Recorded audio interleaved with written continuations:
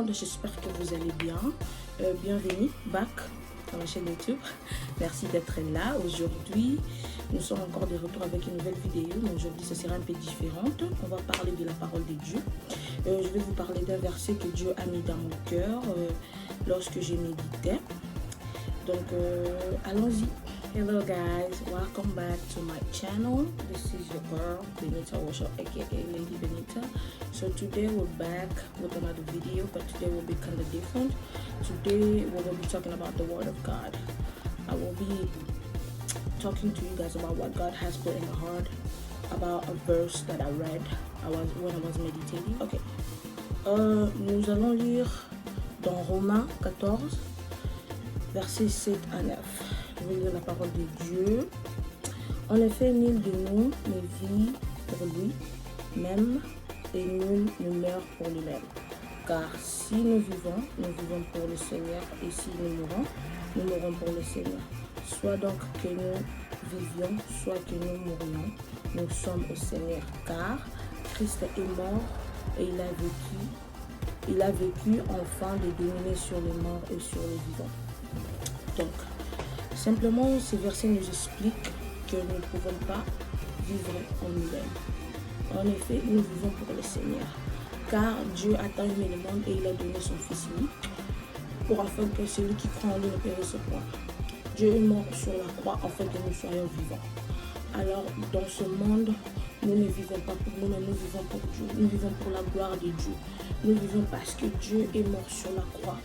Et il y a une question qui est venue en moi quand je méditais.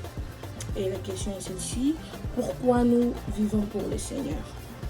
Nous vivons pour le Seigneur parce que Jésus-Christ a été envoyé ici dans le monde, dans un corps de chair, enfin pour mourir sur la croix pour nous. Nous sommes obligés de vivre pour le Seigneur car il a fait cela pour nous. Nous sommes les enfants de Dieu.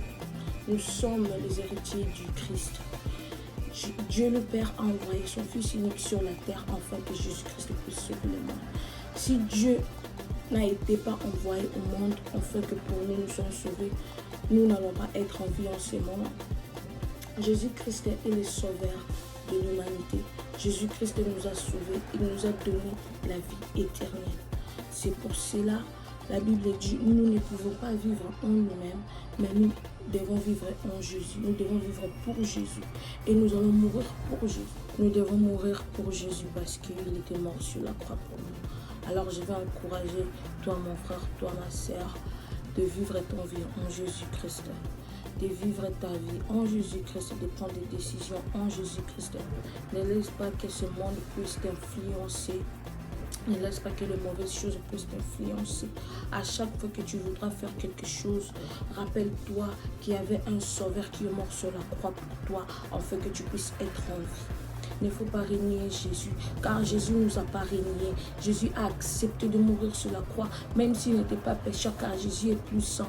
Mais il a accepté de mourir sur la croix, afin de mourir pour nous les hommes, pour nos péchés. Si Jésus n'était pas mort sur la croix, mais aujourd'hui on allait nous crucifier à chaque fois que nous péchons. Si Jésus n'était pas mort sur la croix, aujourd'hui nous n'allons pas vivre la façon dont nous vivons aujourd'hui. Nous devons nous rappeler qu'il y a une seule personne qui est morte sur la croix pour nos péchés, c'est Jésus-Christ. Car l'amour de Dieu est tellement grand que Dieu a permis d'envoyer son seul Fils unique dans ce monde pour mourir pour nous. Il n'y a aucune personne dans ce monde qui le fera. Je n'ai jamais attendu une personne d'une famille ou d'une nation, un président d'une nation qui accepte qu'il soit pendu sur la croix afin que les pays puissent s'arranger ou les pays puissent démarrer du nouveau ou sacrifier sa vie afin que les peuples puissent avoir d'argent ou je ne sais pas quoi. Personne dans ce monde l'a fait. Il n'y a qu'une seule personne qui s'appelle Jésus-Christ. Il s'est sacrifié, il a accepté d'être sacrifié sur la croix, la personne la plus sainte du monde. C'est pour cela, nous ne devons pas vivre pour nous-mêmes, mais nous devons vivre pour Jésus, afin que nous mourrons pour lui. Parce que lui, il a fait la même chose pour nous. Il a été crucifié sur la croix. Il est mort pour nous. Il a vécu dans ce monde pour nous. Et nous allons faire la même chose. Alors mon frère, ma soeur, si tu peux fermer tes yeux, nous allons prier une petite courte prière. Nous allons prier que Dieu puisse nous aider afin de marcher en lui, de marcher pour lui, de faire des choses pour lui, de faire des choses. Père éternel, je te bénis parce que tu es Dieu. Merci parce que tu es là. Merci parce que c'est toi qui as permis que je puisse exhorter mes frères et sœurs dans cette petite exhortation. Merci parce que je sais que toi, tu vas nous aider à vivre pour toi et non seulement pour les péchés. Je sais que toi, tu vas nous permettre à vivre pour toi et non pour le monde et non pour de mauvais caractères. Merci parce que je sais que tu vas aider mon frère, ma soeur, afin de vivre pour toi parce qu'à la fin, nous allons mourir aussi pour toi.